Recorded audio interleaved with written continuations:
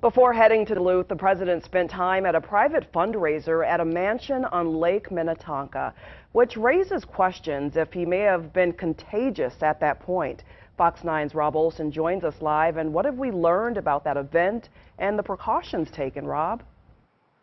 Yeah, BC, those who were near President Trump that day, either before the event or at the event, were told that there was a lot of concern taken, a lot of precautions taken in terms of keeping distance from the president. But of course, the concerns here are that this was a very high-profile, high-dollar amount event, which would attract some very high-profile Minnesotans as well. But again, at this point, it's wait and see. When President Trump arrived at MSP Wednesday afternoon, he initially kept his distance on the tarmac, but did spend a few minutes taking pictures with the Minnesota GOP leaders there to greet him. U.S. Senate candidate Jason Lewis, Senate Majority Leader Paul Gazelka, and House Minority Leader Kurt Daudt. They did not shake hands. Actually, there was very few people that were in that close of contact with the president when he was here in Minnesota.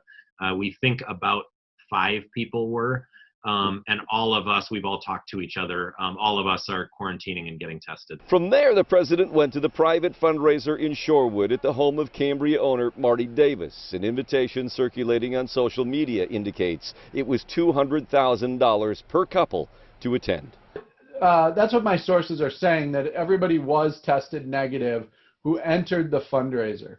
Political observer Blois Olson says sources he's spoken with who were inside the event said they were all given a rapid test before being allowed in, which adds context, he says, to pictures he's seen of guests not wearing masks or social distancing. Ultimately, that's one of the reasons they all felt comfortable, is because they knew they had all just had a negative test before they entered the home for the fundraiser. He's also been told from attendees the president was essentially cordoned off at the event, in theory to protect him. Ultimately may have wound up protecting everyone else if the president at that point was already contagious. They specifically said that there was a rope line, or a rope, that separated the president by about 10 feet from any guest who he interacted with.